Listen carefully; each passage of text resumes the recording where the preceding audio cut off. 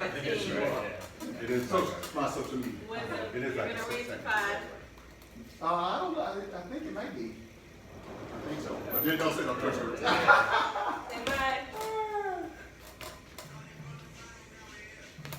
All right. Well, this year, the Toronto Raptors defeated the Golden State Warriors and became the new NBA champions, first time ever. Amongst the team members is former Gaithersburg High School star Malcolm Miller. Malcolm brought the championship trophy back home for everyone to enjoy in Gaithersburg and provide some inspiration to others as well. And he joins us now this morning in the loft to talk about his journey with that trophy, getting that trophy, and his dad, Robert, is here with him as well. Thank you both for coming in and hanging out with us this morning. Appreciate it. Thanks for having us. All right, so let's talk about this. We were talking in the group. Now, this was a monumental task to beat the Golden State Warriors. Oh yeah, for sure. This is a big deal. You know, How did you feel, first of all, when you had to go up against Golden State? You got to the championship, you had to go up against them, and then when you finally did knock them off. I mean, everyone wants to knock out the guy on top. That's the thing. They got the target on their back. Everyone's gunning for them. They're the dynasty team. So, it was a good feeling. We didn't mind being matched up with the champions. Right. So, it was a good feeling. And we took them out. So, even better feeling. Right. Big accomplishment. Okay, all right, Dad, you're watching this. What was going through your mind when this was going I on? was completely in a different world. Just to find out where we came from and being there at that moment in the championship, I can still pinch myself. Right. And you're talking about where you came from. Where'd you come from? We know you came from Gaithersburg, but you're talking about the journey to get there because you were at Gaithersburg High School. That's where the journey, well, not where it started, but that's kind of where it started to pick up steam. Yeah. All right, so give me some background on that journey from Gaithersburg High School. All right, so Gaithersburg High School, decent team, still pretty much a lot of potential. That was my thing growing up. So growing into that potential, finally getting into college, and that's where I really started to catch that upward slope junior and senior year. And from there, that's when NBA really became like a realization for me. Like, this is something I can do. This is something I've worked for, and I'm starting to peak at that area. So that's when that trend started to go upwards from that point, and came into the Toronto Raptors and NBA championship. Right. Now, Dad, when did you realize this is something that's possible? I mean, Gaithersburg High School, because it wasn't like it was, okay, now Malcolm's going to North Carolina or one of these other big schools. He went to Holy Cross. Yeah. Not a basketball powerhouse.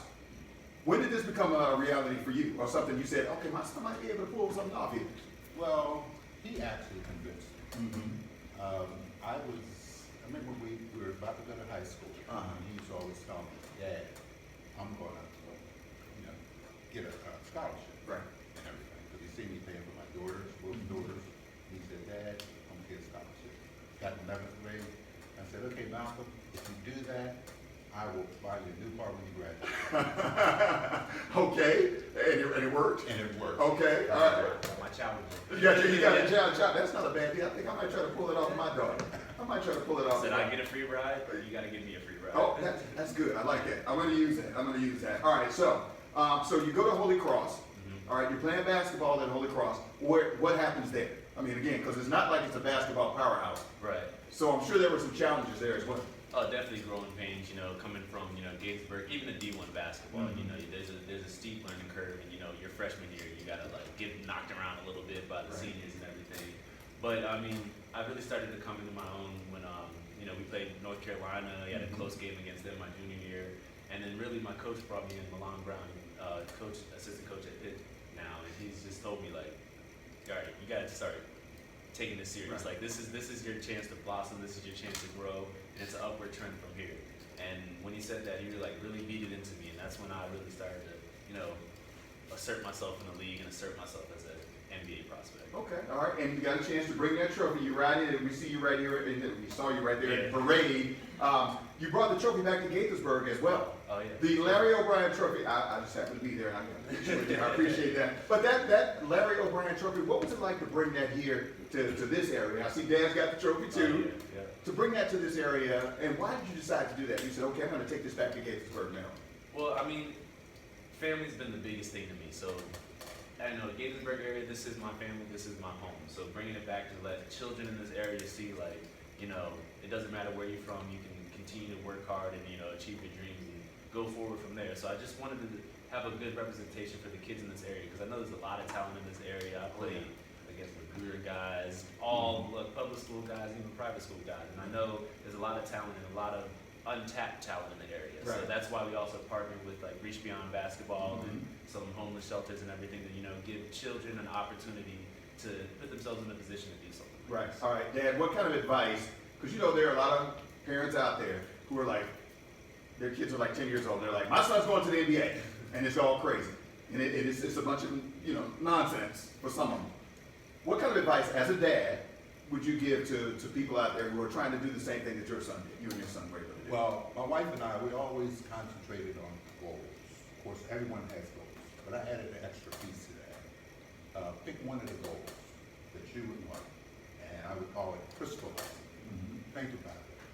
Give yourself the image of yourself actually being there. Obviously, this is something that my kids believe in, and he's actually done.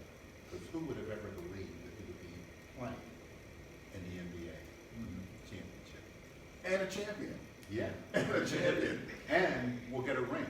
And you're gonna get the big ring. Well. You're gonna get the big ring, all right? What kind of advice would you give to young people? I know you said that, you gotta put in the work, but what kind of advice would you give to young people who are out there watching you right now? Because a lot of times, again, we talk about NBA success stories. We hear a lot of stories, people from bad backgrounds, people with all these different challenges. So what kind of advice would you give? I mean, to me, it's really being prepared for the opportunity. You never know when the opportunity is going to strike. You never know what situation is going to lead you to what door. So always, grinding through the days that you don't want to grind through, getting up early, getting the extra reps up, so you're prepared for that opportunity when it comes. Because, like I said, you never know when it comes, but if you can take advantage of it, then the sky's the limit.